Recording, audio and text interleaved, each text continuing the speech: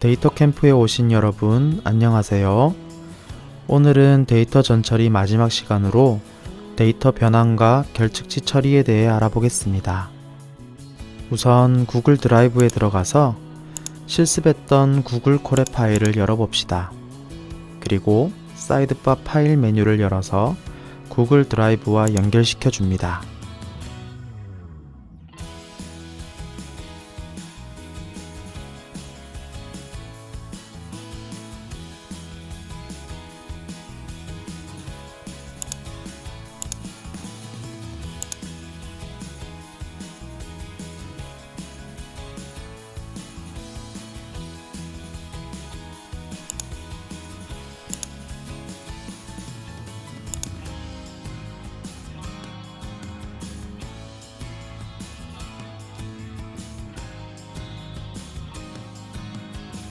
첫 번째 실습은 수치형 데이터를 나눠서 범주형 데이터로 바꿔주는 작업입니다.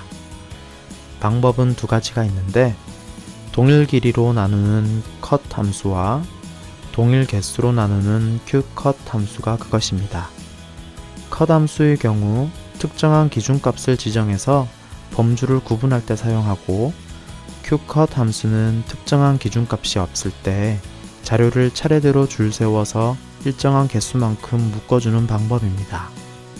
예를 들어 30명의 성적 데이터가 있을 때 cut 함수는 90점 이상을 상, 80점까지를 중, 79점 이하를 하 그룹으로 묶는 방법이고 qcut 함수는 30명의 성적을 차례대로 줄 세워서 1등부터 10등까지 상, 11등부터 20등까지 중, 21등부터 30등까지 하 그룹으로 묶는 방법이라고 할 수 있습니다. 우리가 지난 시간에 만든 BMI 변수를 가지고 범주화시키는 실습을 해봅시다. 우선 제일 앞쪽에 있는 판다스 라이브러리를 가져오는 코드부터 엑셀 파일 읽기 코드까지 실행시켜 줍니다. 그리고 조금 내려서 상위 300개 정보 중 키 몸무게가 0이 아닌 값만 모은 데이터 df3을 만든 코드를 실행시켜 줍니다. 그리고 그 중에서 이름, 키, 몸무게 변수만 슬라이싱한 df4 데이터를 만든 코드도 실행시켜 줍니다. 그리고 마지막으로 BMI 변수를 만든 코드를 실행해 줍니다. 준비는 끝났습니다. 여기를 보면 BMI 값에 따라 18.5 이하면 저체중, 18.5에서 22.9 사이면 정상, 23부터 24.9면 과체중, 25 이상부터는 비만이라는 판정 기준이 있습니다. 따라서 우리에게는 특정한 기준값이 있으므로 cut 함수를 쓰면 됩니다. 그럼 새로운 변수명으로 BMI 등급이라는 변수를 df4 데이터에 만들어주고 pd.cut 함수를 써줍니다. 괄호 열고 우선 대상이 되는 변수를 입력해줘야 합니다. 우리는 df4 데이터의 BMI 변수를 가지고 나눠줄 예정이기 때문에 df4에 BMI 변수를 입력하고요. bins 옵션에 기준값을 써주는데 첫 기준값은 0, 다음은 18.5, 다음은 22.9, 다음은 24.9, 끝으로 25를 입력해 줍니다. 콤마하고 범주 이름을 달아주는데요. 그래프를 그릴 때 한글이 들어가면 한글을 인식시켜주는 코드를 추가하고 런타임을 새로 시작해야 하는 번거로움이 있기 때문에 우리는 범주 이름을 영어로 입력해 줄 예정입니다. 무슨 말인지 확인하고 싶은 학생들은 한글로 한번 입력해보고 어떤 결과가 나오는지 살펴봐도 좋겠네요. 일단 영상에서는 영어로 범주명을 입력해 주었습니다. 이렇게 해서 실행. 결과를 보면 BMI 변수의 값에 따라 BMI 등급 변수에 들어가는 범주명이 달라지는 것을 확인할 수 있습니다. 아이돌의 BMI 등급 분포는 어떤지 살펴보기 위해 BMI 등급 변수의 빈도값을 통해 막대 그래프를 그려보겠습니다. df3의 BMI 변수를 쓰고 value 언더바 count 함수를 쓰고 뒤에 점 plot 괄호 안에 kind는 bar 라고 해서 막대 그래프로 시각화해 보겠습니다. 실행. 결과를 보면 아이돌들은 저체중이 가장 많고 그 다음이 정상 등급이라고 알 수 있습니다. 과체중과 비만은 단 한 명도 없었습니다. 데이터 전처리 마지막 실습으로 결측치 처리를 배워보겠습니다. 우선 결측값이라는 것은 자료 입력이 되지 않은 값을 의미합니다. 현실의 거의 모든 데이터에는 결측치가 존재하기 때문에 결측치를 어떻게 처리하느냐의 문제는 분석 결과에 영향을 줄 수 있는 아주 중요한 문제라고 할 수 있습니다. 보통 결측치는 NaN, N/A, null 등 다양한 방식으로 표현됩니다. 우선 실습 데이터를 만들어 보겠습니다. 원 데이터에서 무대 이름, 생일, 그룹명, 키, 몸무게, 출생지 변수만 가지고 15번 인덱스부터 30번 인덱스까지 자르도록 하겠습니다. 실행. 데이터를 보면 키, 몸무게 데이터에서 0값이 들어가 있는 것으로 확인되었습니다. 기술 통계치를 확인해 보면 키, 몸무게 값이 0으로 들어가서 평균이 이상할 정도로 작아진 것을 볼 수 있습니다. 따라서 0 값을 결측치로 변환하겠습니다. 값을 변환하는 함수는 replace 함수입니다.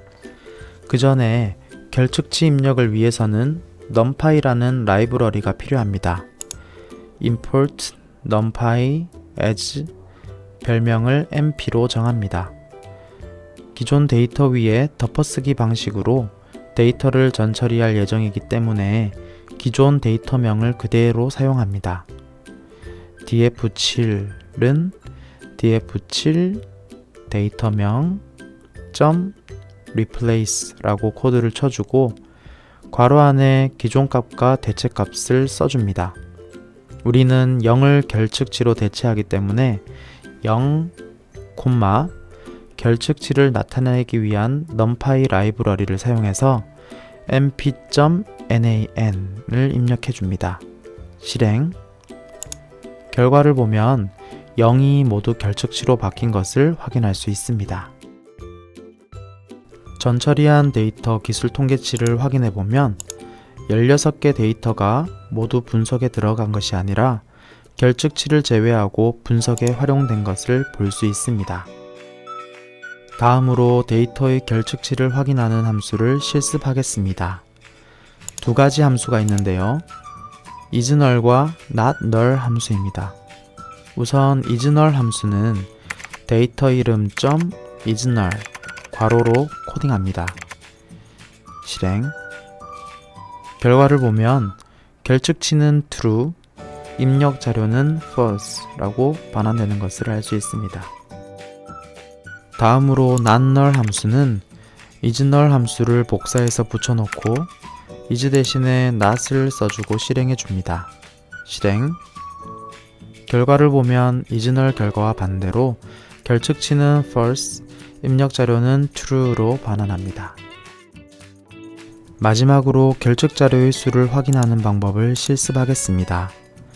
코드는 위에서 사용한 isNull 함수를 그대로 쓰고 뒤에 .sum 함수를 붙여줍니다. 실행.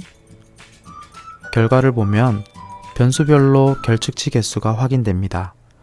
그룹 변수에 4개, 키 변수에 2개, 몸무게 변수에 7개, 출생지 변수에 3개의 결측치가 있는 것이 확인됩니다.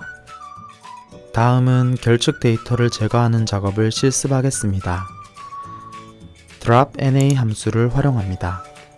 데이터 이름 .dropNA 함수를 입력하고 실행. 결과를 보면 변수값 중 결측이 하나라도 있는 행은 모두 제거된 것을 확인할 수 있습니다. 다음은 특정 변수를 기준으로 결측 데이터를 제거하는 방법입니다. dropNA 함수에 subset 옵션을 추가하면 됩니다. 위에서 활용한 코드를 복사해 와서 괄호 안에 서브셋은 꺾음새 안에 기준 변수명을 넣어주면 됩니다. 기준 변수로 그룹을 넣어주고 실행. 그룹 변수에 결칙이 있는 행이 모두 제거된 것을 확인할 수 있습니다. 기준 변수는 하나만 설정할 수 있는 것이 아니라 더 추가할 수 있습니다. 위 코드를 복사해 와서 그룹의 콤마로 구분하고 키 변수명을 입력하겠습니다. 그리고 실행. 결과를 보면 그룹 변수와 키 변수에 결칙이 있는 자료가 제거된 것을 볼 수 있습니다. 다음 실습은 결측 데이터에 대체값을 넣어주는 작업입니다. 우선 dropNA 함수를 이용해 df7 데이터에서 그룹 변수에 결칙이 있는 자료는 모두 제거해 줍니다. 그리고 키 변수의 결측값을 160으로 대체하는 코드를 작성하겠습니다. 결측 데이터 대체는 fillNA 함수를 사용합니다. 우선 같은 변수명을 왼쪽에 입력해서 기존 변수 위에 새로운 변수를 덮어쓰도록 설정합니다. df7은 df7 데이터의 키 함수를 쓰고 .fillNA를 입력한 뒤 괄호 안에 대체하고자 하는 값을 입력합니다. 실습에서는 160으로 대체하겠습니다. 실행. 결과를 보면 결측이었던 소유 다솜의 키 데이터가 160으로 대체된 것을 확인할 수 있습니다. 특정값 대신에 평균값으로 대체할 수도 있는데요. 위에서 사용한 코드를 복사 붙여넣기해서 160이라는 특정값 대신에 몸무게 변수의 평균값을 나타내는 min 함수를 사용해 봅시다. 실행. 결과를 보면 결측이었던 소유부터 소형까지의 몸무게 자료가 평균값인 46.8로 대체된 것을 알 수 있습니다. 끝으로 수치형 변수가 아닌 문자형 변수의 결측치 대체 방법입니다. 우선 df7 데이터 출생지 변수의 빈도를 valueCount 함수를 통해 산출해 봅시다. 결과를 보면 가장 많은 값이 서울인 것을 알 수 있습니다.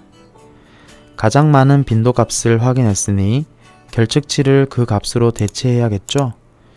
출생지 변수에 대해 fillNA 함수를 쓰고 괄호 안에 서울을 넣어줍니다. 그리고 실행. 결과를 보면 출생지 변수의 결측치가 모두 서울로 대체된 것을 확인할 수 있습니다. 지금까지 파이썬을 통해 데이터를 불러와 전처리를 하는 과정을 실습해 보았습니다. 다음 시간부터는 파이썬을 이용해 데이터를 지도에 시각화하는 과정을 실습해 보겠습니다. 지금까지 수고했습니다. 감사합니다.